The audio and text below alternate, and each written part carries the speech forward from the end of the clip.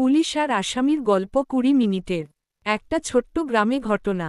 গ্রামটা শান্তিপূর্ণ হলেও মাঝেমধ্যে চোর ডাকাতের উৎপাত দেখা দিত।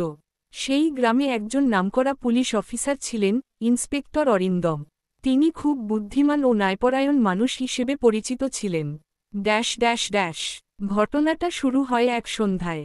গ্রামের এক ব্যবসায়ীর বাড়িতে হঠাৎ চুরি হল। ব্যবসায়ীর নাম ছিল হরিপদ। তার ঘরে রাখা বেশ কিছু টাকা আর গয়না উধাও হয়ে গেল। গ্রামবাসী আতঙ্কে ছুটল থানায়। অরিন্দমবাবু খবর পেয়ে সাথে সাথে ঘটনাস্থলে গেলেন।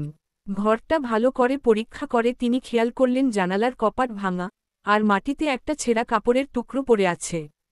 তিনি সেই টুকরোটা কাগজে মুড়ে নিলেন। Dash dash dash. সন্দেহভাজন আসামি। গ্রামে তখন এক যুবক ছিল, গোপাল। গোপালের অতীতে চুরির ইতিহাস ছিল। তাই সবাই চেঁচামেচি করে বলল, স্যার, গোপালই করেছে, ওকে ধরুন। কিন্তু অরিন্দমবাবু তাড়াহুড়ো করে কাউকে গ্রেফতার করেন না। তিনি শান্তভাবে বললেন, প্রমাণ ছাড়া কাউকে দোষী করা যায় না। আগে সব খোঁজ নিতে হবে। Dash dash dash. তদন্ত শুরু। পরদিন সকালে অরিন্দমবাবু গোপালের বাড়িতে গেলেন।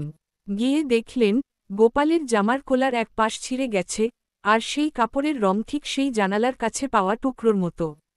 তিনি গোপালকে জিজ্ঞেস করলেন, কাল রাতে তুমি কোথায় ছিলে? গোপাল একটু ঘাবড়ে গিয়ে বলল, আমি তো বাজারে গেছিলাম, বন্ধুদের সঙ্গে। অরিন্দম হেসে বললেন, ঠিক আছে, তোমার বন্ধুদের নাম বলো।